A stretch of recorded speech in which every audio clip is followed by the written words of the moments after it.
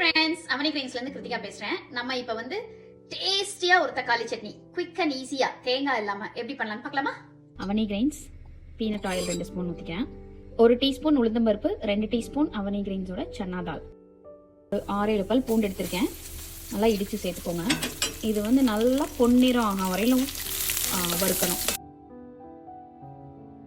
இப்போ 2 பச்சை மிளகா, 1 வரமிளகா, 1 கொத்து கருவேப்பிலை, அவனி கிரைன்ஸோட பெருங்காய பொடி கொஞ்சம் போட்டு வறுத்துக்கிறேன்.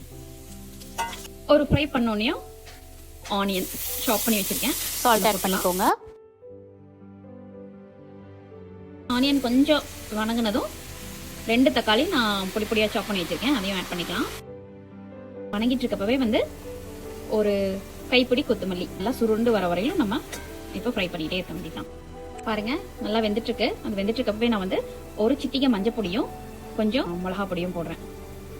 மிளகா பொடி வந்து உங்களுக்கு காரம் நல்லா வேணும்னா நீங்கள் இன்னும் கொஞ்சம் ஆட் பண்ணிக்கலாம். நான் கொஞ்சமாக போதுன்றதுனால கொஞ்சமாக ஆட் பண்ணியிருக்கேன். ஆட் பண்ணி நல்லா ஒரு மிக்ஸ் கொடுத்துக்கலாம். நல்லா வணங்கிடுச்சு பாருங்க. இப்போ அடுப்பு ஆஃப் பண்ணிடலாம். ஆற வச்சு அரைக்க வேண்டியதான்.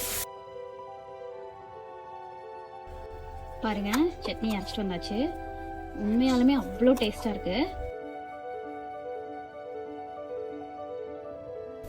அவனி கிரைன்ஸ் கம்பு, அவனி கிரைன்ஸ் இட்லி ரைஸ், அவனி கிரைன்ஸ் உளுந்து போட்டு ஆட்டின கம்பு தோசை மாவு.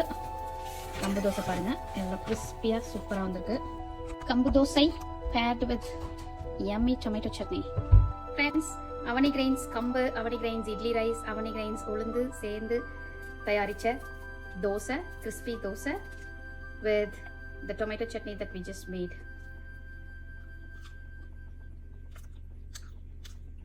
Absolutely delicious. You should try it.